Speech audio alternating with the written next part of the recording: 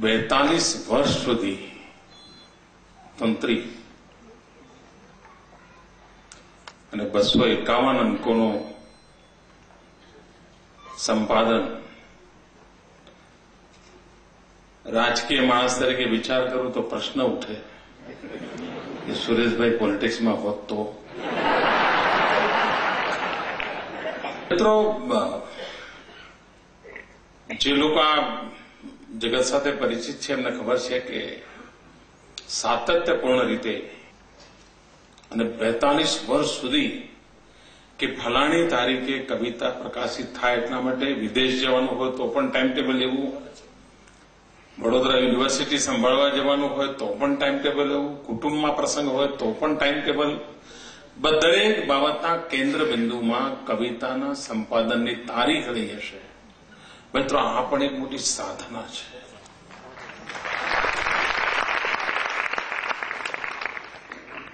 અને એટલા માટે સુરેશભાઈને હું નમન કરું છું.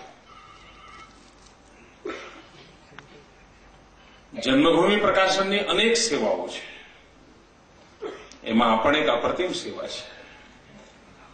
મિત્રો, કવિની કવિતાને ચેતવી જતી હોય છે. આ કવિતા મેગેઝીને કામ કર્યું છે. અનેકવિધ મિત્રો લખતા હોય અને કવિતામાં રુચિ ધરાવનારા વાંચતા હોય એમાંથી સ્પાર્ક થતો હોય અને એમાંથી નવા સર્જનની સંભાવના પેદા થતી હોય. અને એ અર્થમાં કવિતા મેગેઝીને કવિતાઓને ગુજરાતના સાહિત્ય જીવનની અંદર મોભો આપ્યો, અવસર આપ્યો, પણ સાથે સાથે કવિતાના રચનાકારો જે છે એમને નિરંતર પ્રેરણા આપી છે. અને એ અર્થમાં પણ કવિતાના મેગેઝીને બહુ મોટી સેવા કરી છે. એક સંપાદક તરીકે એમણે કેવું સહન કર્યું છે.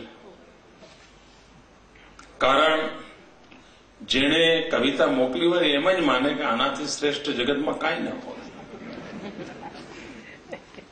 અમને ખબર છે, અમે પ્રેસ નોટ મોકલીએ ને છાપવામાં ના છપાય એટલે અમે સવારમાં કુંદનભાઈ ઉપર બગડ્યા જ હોઈએ. સાહેબ, આટલો સરસ કાર્યક્રમ કર્યો, આટલું બધું અમે કર્યું, તમે બજેટ આવું સરસ આપ્યું, તમે કાંઈ છાપો ને. તો કવિ અને પછી ભાઈ જવાના સુરેશભાઈ ના હતા તો પન્નાબેન જ હોય, બીજા કોઈ ના.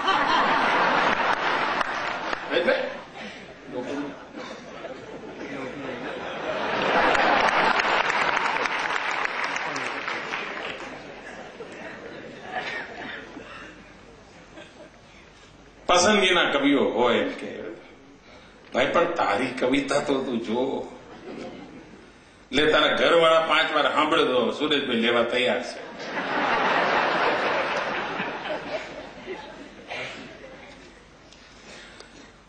અને મિત્રો, અનેક કવિતાઓ એમની પાસે એવી આવી હશે, એટલા બધા ઢગલા આવતા હશે, અને એમાંથી શોધવાનું, આખી કવિતા સહન કરવાની. સાહેબ, કેટલીક શક્તિ હશે આ માણસમાં. અનેક એવી કવિતાઓ હશે છે સાહેબ, પ્રીમેચ્યોર ડિલિવરી હશે. અનેક કવિતાઓ સિઝેરિયનથી આવેલી હશે, અને સંભવ છે આજના યુગમાં ટેસ્ટ વાળી પણ એકાદ આવી ગઈ. માલ કોઈનો, નિર્માણ કોકનું ને બધું.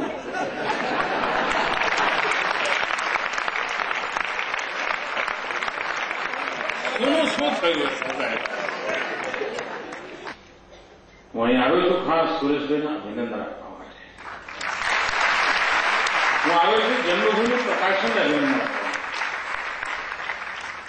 કવિતા લખો, મોકલો.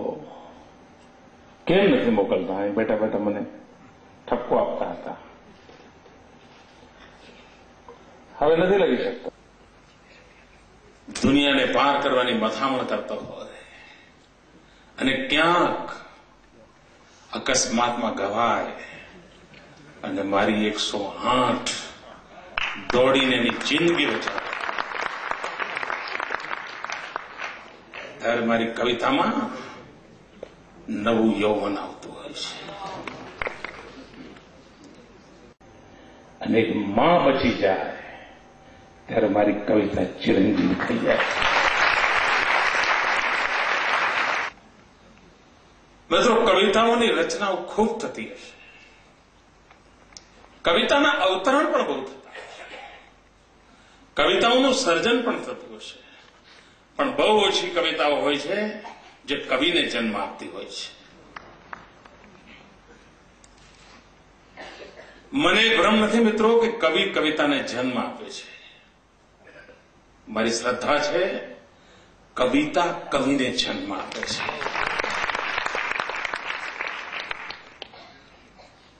અને એ ખૂબ ઓછી કવિતાઓ હોય છે